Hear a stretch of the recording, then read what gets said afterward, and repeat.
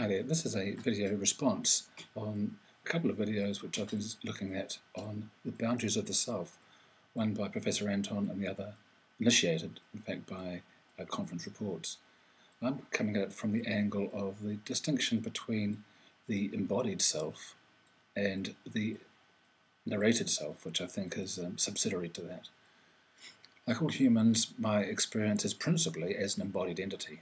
I'm a unit with 5 input ports from the external environment and 1 input port from the internal environment. Like all animals, we humans know nothing that hasn't been passed to the brain by the 6 senses. And then I'm secondly a narrated entity arising in the metaphors of language. My sense is that our overwhelming idea of self arises as that narrated one, not the embodied one. And many of the difficulties that we have as humans, individually and collectively, are due to our unconsciousness of this fact. We identify with the narrated experience rather than the embodied one. And it's infernally hard to break out of that habit. It's so intrinsic, and it takes more than just talking about it. But it has to be, one has to learn the techniques and practice them for years to loosen its hold. That's typically meditative practice. The embodied experience is through the 6 senses, 5 outwardly directed ones: sight, sound, taste, smell, and touch. They all present data to the brain from the outside. And then the 6th sense, which is inner directed, thought, and that presents the state of the emotional state, the memory, the various cognitive states in the brain. Buddhists call these 6 doors the 6 doors of consciousness. In the heat of activity of embodied living, it's often called peak experiences, if I'm fully engaged in an activity, neither self nor time exists. I am simply being. It's a pure process. In fact, I think we often can correlate our degree of enjoyment of something with the degree to which we are fully engaged. There is no narrative of self, no self-consciousness, which is holding us back from that full involvement. And after that embodied experience of living comes the self that arises in the narration of the experience constructed by language. When our attention falls from the activity itself to the narration about it, internally or to others, my concept of self in time forms. It's in the retelling of my experience. And I think that's probably an artifact of human grammar, which organises experience of thought in this way. It's an ongoing process. And every time we think or say a personal pronoun like I or me or my, we reinforce this process, especially my, but by no means only. In fact, it's interesting, if we think of deconstructing the word, one is left asking, who is the still observer of all these experiences? But anyhow, looking at that pronoun throws up the weirdness of self and just how nebulous it is in fact. A series of virtual envelopes or skins, very porous and insubstantial.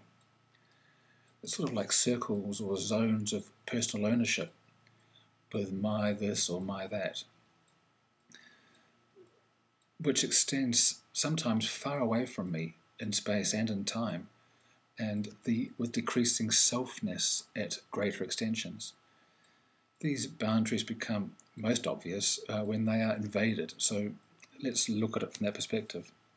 To be physically penetrated is the ultimate invasion.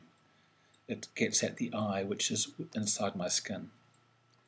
Then to be crowded closer than, say, about 1 metre, it's less of an invasion, but it still is inside my comfort zone, and I do feel that that is part of myself which is being invaded.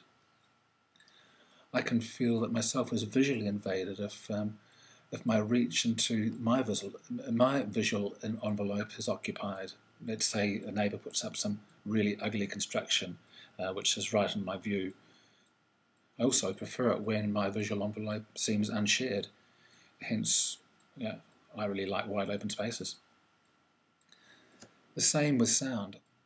I feel invaded by too loud a din close by, but unthreatened by softer or non-invading sounds. Mentally, I feel invaded by thoughts from others that try to dominate mine. All 6 senses have this quality of implying a self, non-self boundary, and these envelopes extend in a number of spaces. For example, 3-dimensional space, in time, in smell space, sound space, taste space, and of course in mind space. These are all ways that I feel my sense of self. My tolerance for invasion of those envelopes is very related to my state of mind at any one time, also on who is doing the invading. Loved ones or family can dissolve the boundaries of those various self-spaces. In this way, it appears that this complex of selves is a sort of protective device. It's energized by fear. My hard boundaries are sort of softened as my fear of non-self or the other dissolves, suggesting that it is through this going beyond fear of the not I that this distorted and damaging sense of self is circumvented, at least somewhat. Inasmuch as I relinquish my possessiveness of these spaces and share them, I become more fully human and less stressed. Research seems to indicate that reciprocal altruism has evolved in humans to a greater state than in other animals. Our circle of those who we are prepared to self-sacrifice for is wider, and it seems to be an evolutionary trend. Altruism to family is less than when the envelope widens to community, and that's less than when the envelope widens still further to a nation, or to humanity, or to all sentient beings, or finally to the universe itself. Maybe this is the meaning of cosmic consciousness. In summary, I think that our identification with the narrated self rather than the embodied self introduces some commonly held illusions about the self which is maintained by and in fear. It's unconsciously constructed, but it can be consciously deconstructed. In fact, many are doing that personal work now as we speak. Yeah, thanks.